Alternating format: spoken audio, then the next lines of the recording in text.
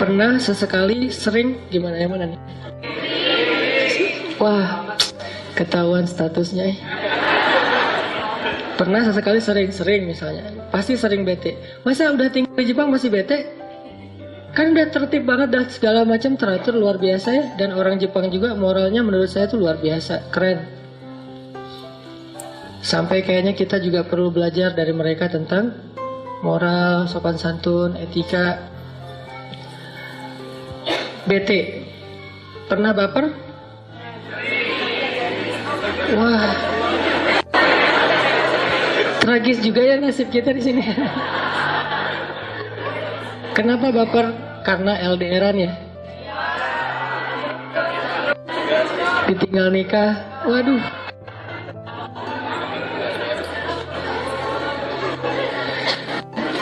Hal apa yang bikin kita paling baper?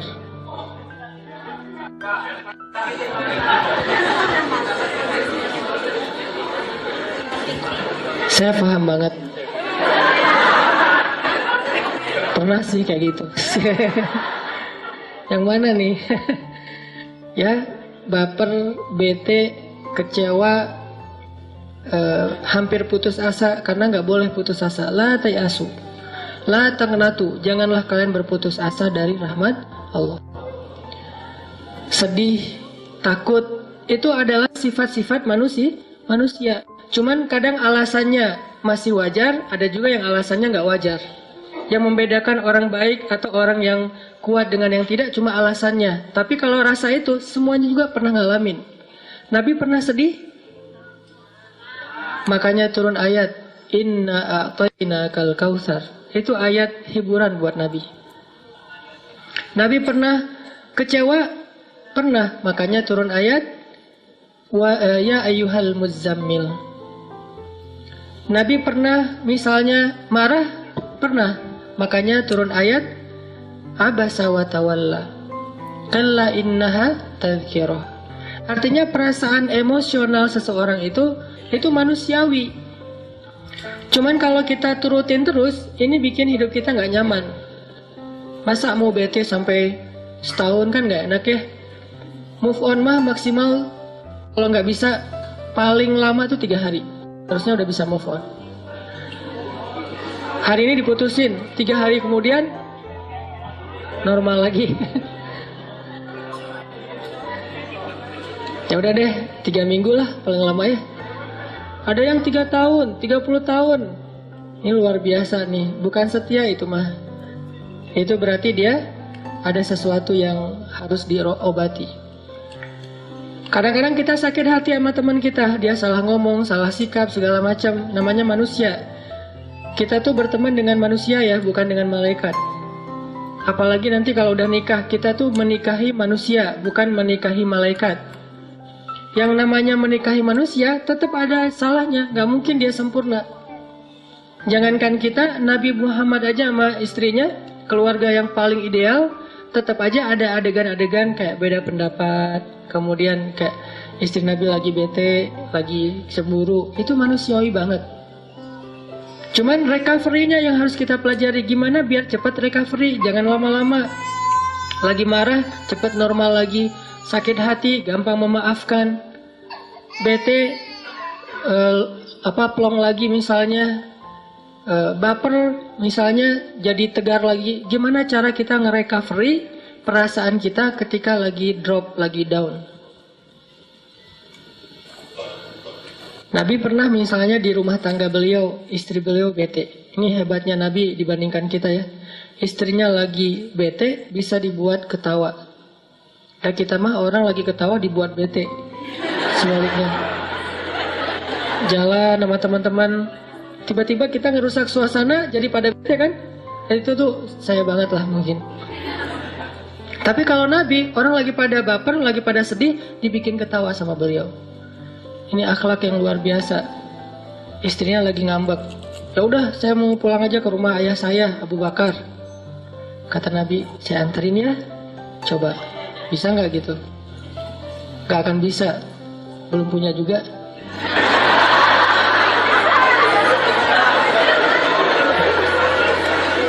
Maaf ya, saya mah hobi.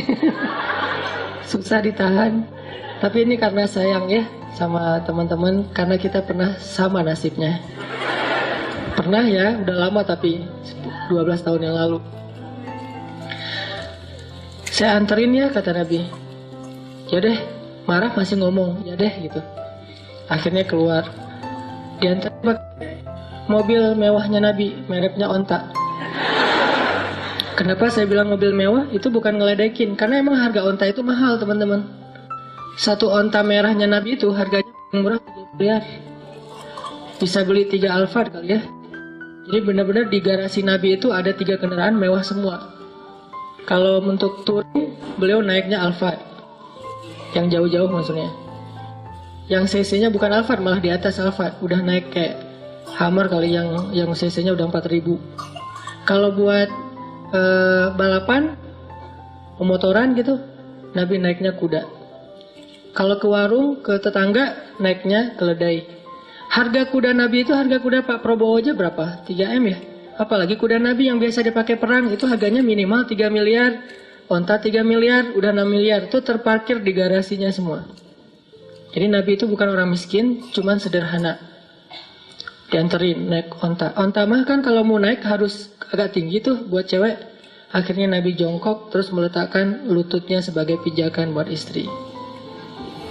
Belajar ya. Tutorial suami romantis. Gini, terus istri naik ke atas lutut Nabi, terus ke atas onta. Gak apa-apa, walaupun motor kita bebek, tetap aja gini.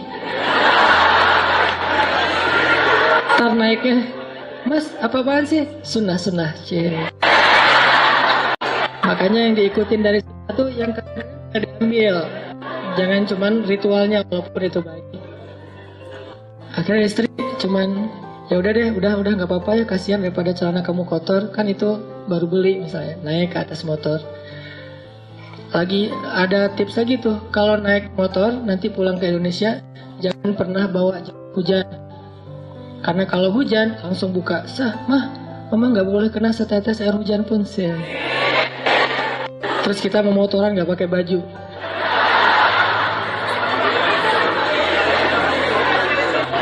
Sampai di rumah cari antangin, dikerok gitu ya. Dianterin ke rumah Abu Bakar sama Nabi.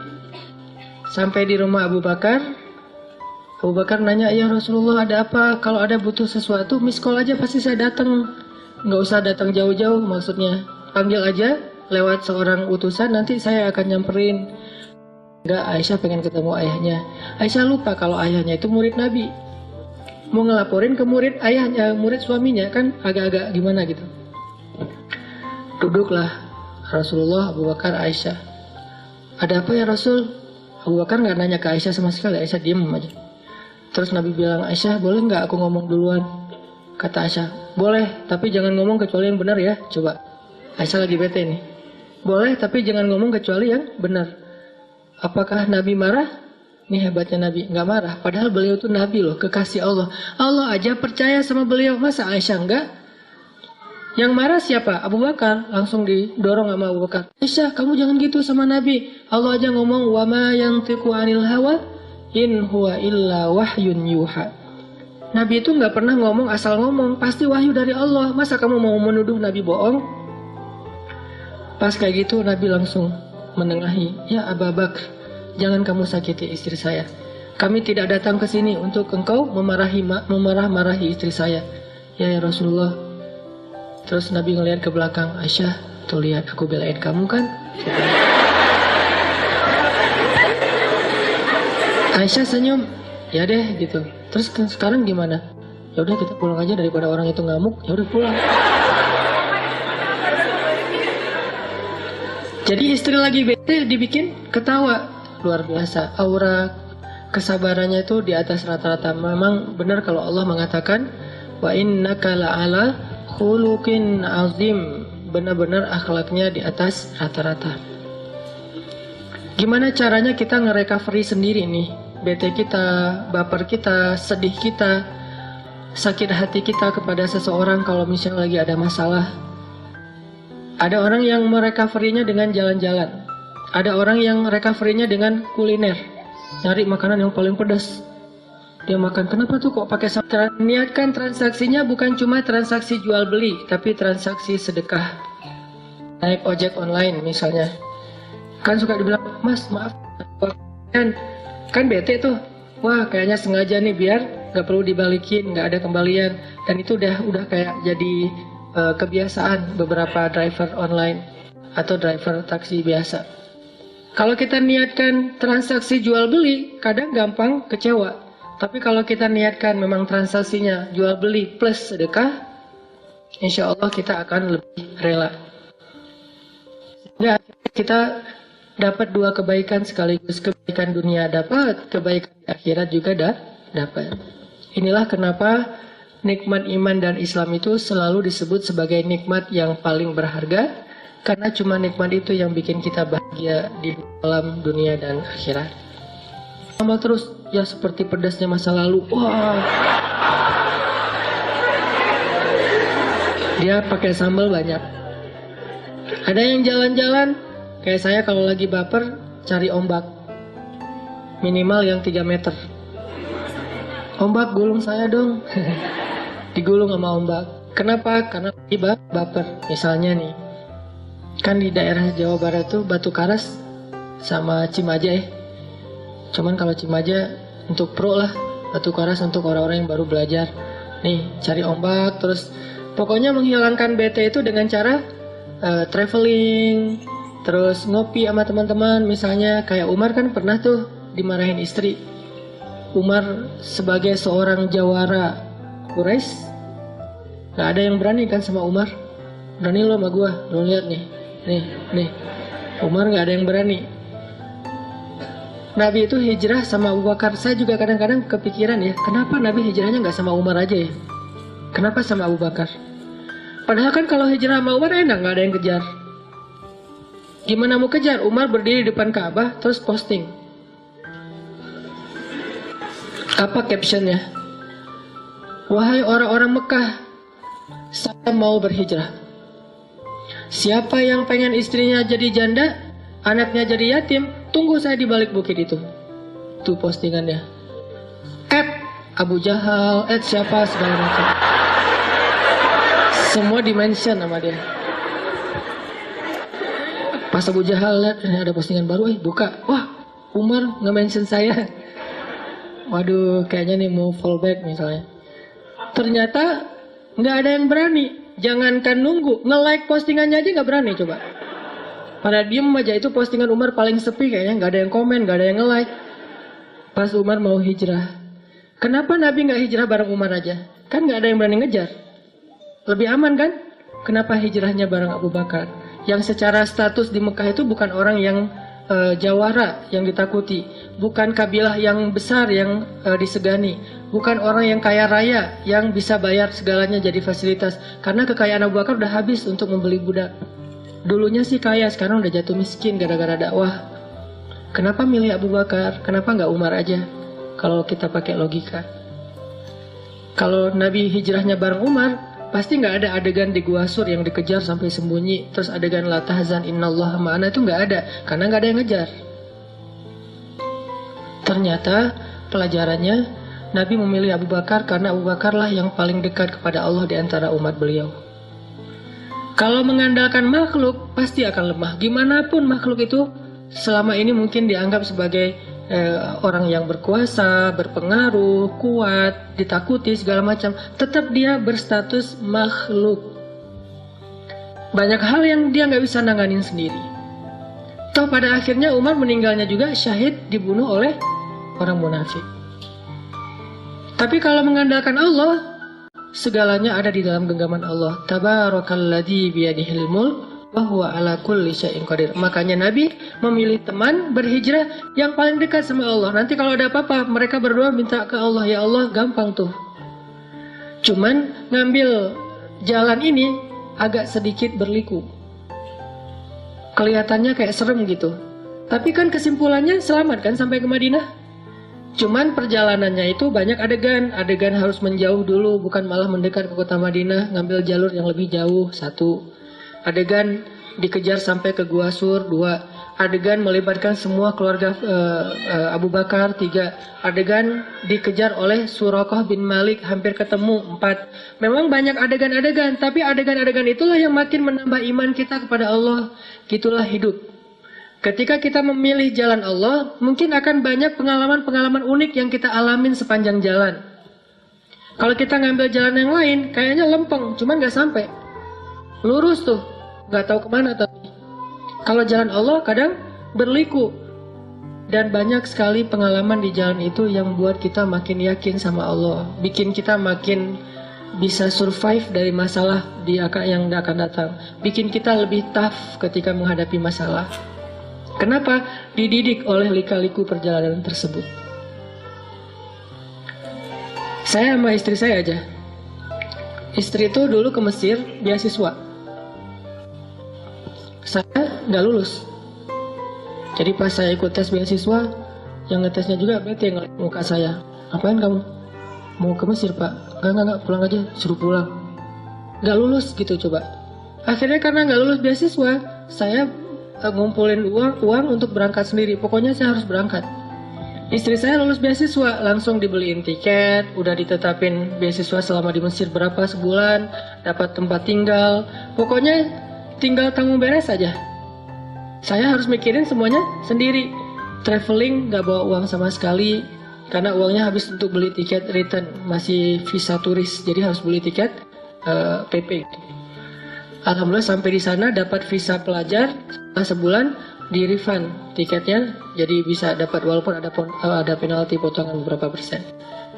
Tapi lika-liku perjalanan itu bikin makin yakin, oh benar ya, kalau kita niatnya karena Allah. Saya karena Allah gak ya waktu itu? Nggak, walaupun gak murni-murni amat lah. Saya gak mau menganggap diri paling soleh ya. Cuman perjalanan waktu itu, kalau mau jujur mah, kenapa ke Mesir? Pengen jalan-jalan sih. Bukan ke Al-Azhar, bukan sebetulnya. Cuman kalau nggak ke Al-Azhar gak dapat visa, ya udah ke Al-Azhar deh, biar dapat visa gitu. Tapi pas udah masuk ke Al-Azhar, Masya Allah ulama semua nih. Gelar paling rendahnya doktor. Karena LC kayak saya tuh di Mesir, kerjanya supir taksi. Itu LC. Karena tingkat pendidikan Islam di Mesir itu tinggi. Sehingga orang kalau mau jadi guru minimal doktor. S2 jaga perpustakaan. S3 baru ngajar di SD, SMP, SMA. Di kampus juga kalau S3-nya doktornya yang paling bagus nilainya mungkin. Rata-rata profesor. Pas pulang ke Indonesia, LC jadi ustadz. Jadilah kayak gini. Nah, artinya saya lika-liku perjalanan kayak gitu, terus belajar tentang Masya Allah, Allah banyak kasih kejutan. Dan yang luar biasanya, saya sama teman-teman saya tuh, teman-teman yang beasiswa berangkat sendiri, pulang sendiri. Saya yang modal dengkul berangkat sendiri, pulang bertiga. Istri dan anak. Nikah di sana juga nggak ada modal. Yang penting lamar dulu, dan jangan kasih tahu kalau nggak ada duit ya. Lamar aja dulu. Oh nggak nikah sama saya. Tapi itu setelah beberapa lama menggunakan bahasa-bahasa ya gitu deh. Ayah kamu tukang listrik, kenapa? Kok tahu gitu ya? Saya suka kesetrum kalau dekat kamu. Andre Taulani lah pokoknya. Udah beres, lamar, nelpon ibunya, Bu saya pengen lamar anak ibu. Oh, gimana anaknya? Ya anaknya udah setuju Bu gitu. Aku langsung mewakili anaknya, padahal anaknya juga belum jawab. Oh ya udah saya terserah anaknya. Udah beres semuanya baru bilang, boleh minjem duit dulu nggak buat mahar? Nah, baru dikasih tahu nggak ada duit. Alhamdulillah dipinjemin sama istri, sampai sekarang belum dibayar. Pinjemin $500. Saya pakailah $500 itu buat kerja di Arab Saudi sebagai guide pas musim haji. Dorong gitu ya. Awal-awalnya nggak dapat job sama sekali, nggak ada mungkin nggak ada pelanggan. Jadi saya naik di atas dorongan wheelchair gitu, duduk aja depan.